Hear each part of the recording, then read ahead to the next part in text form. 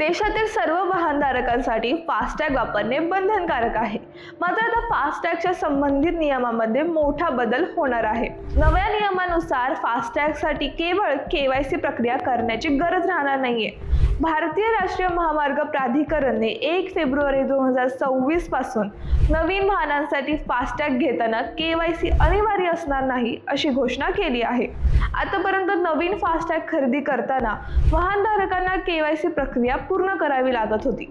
या प्रक्रियेत चुकीची माहिती, कागदपत्रांची अडचण आणि पडताळणीस विलंब अशा समस्यामुळे सरकारने नवीन फास्टॅगसाठी KYC ची अट रद्द केली आहे.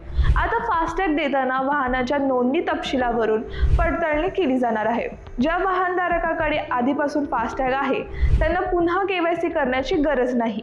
कोणतीही तक्रार नसल्यास फास्टॅग सेवा सुरूच राहील.